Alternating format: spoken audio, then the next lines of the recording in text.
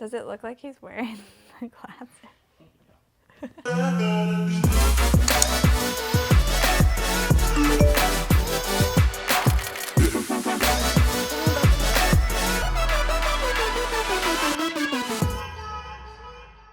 Hey guys, hope you are having a super wonderful week. It's delightful to be back here with you all.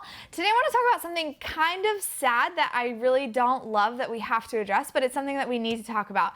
Last week in the state of New York, some legislation was passed that pretty much granted unrestricted access to abortion, and it was celebrated as this huge victory for women's equality and this highly progressive law that made it possible to receive an abortion at any point during a pregnancy. And it was met with a lot of reaction, and especially a lot of reaction from Catholics and people who are part of the pro-life movement, because basically what this law does is says that a baby at any point of a pregnancy isn't worthy of protection, dignity, respect, and doesn't have its own rights. So like I said, this law gives unrestricted access to abortion. So basically it makes it legal for at any point during a pregnancy to be terminated. It makes it legal at any point during the 9 months that a child is in the womb for that child to be killed.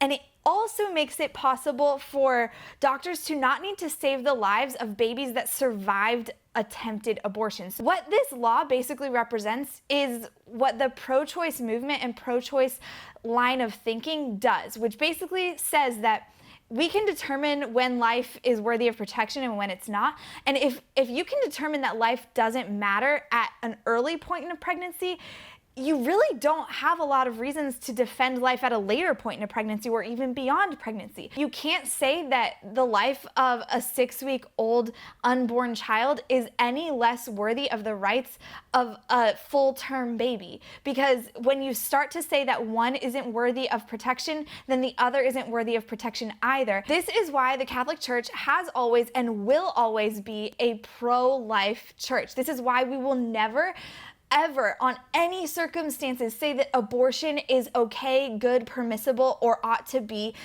legalized, because abortion, if abortion is approved at any point, that means our regard for humanity at other points is going to be shaky at best. Because if we think that a child in the womb, if we think that the most vulnerable person that exists, if a child in the womb without any voice, if that child is not worthy of protection, dignity, and respect, then what's to say that other human life isn't worthy of protection, dignity, and respect? Human life is a gift from God, and we have been called to protect and defend it from conception to natural death. If we waver at any point on that timeline, from conception to natural death, if at any point we determine that human life is not worthy of protection, then our whole idea of what we are protecting falls apart, because you can't say that human life is worthy of protection at some phases but not at others.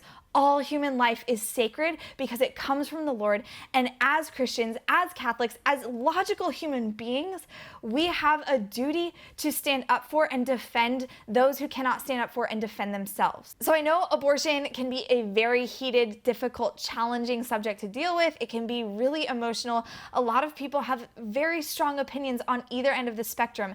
And yes, we do need to engage with one another charitably, patiently, compassionately. We need to try to understand where every person is coming from in their unique perspective regarding the issue of defense of human life. But that does not give us permission to ever waver on our call to protect and defend the defenseless, to stand up for and protect those who are most in need of our protection. And in this day and age, that means we're standing up for, we are speaking up for the unborn, because if the unborn do not have dignity, at what point do we get to determine human life does have dignity?